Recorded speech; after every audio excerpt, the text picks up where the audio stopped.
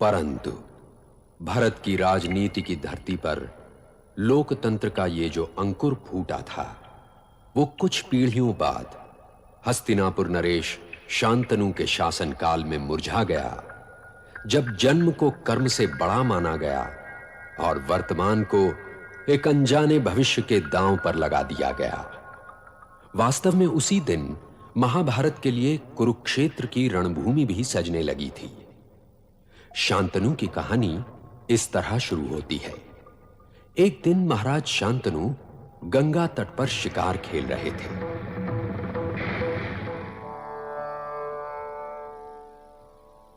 मैं शांतनु हूं देवी, हस्तिनापुर नरेश शांतनु।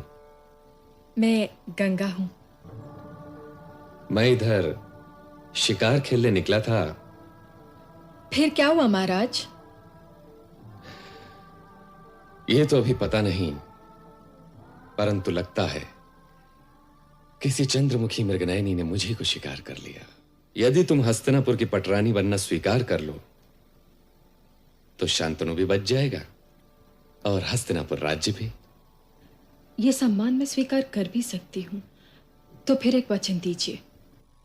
आज से मेरे सारे वचन तुम्हारे हुए देवी। सारे नहीं महाराज, केवल एक। एक वचन? क्या आप मुझसे कोई प्रश्न नहीं करेंगे?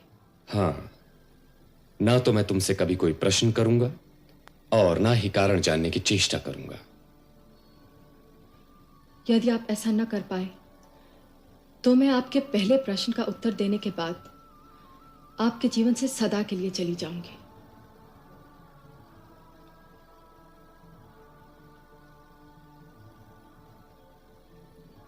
स्वीकार है देवी।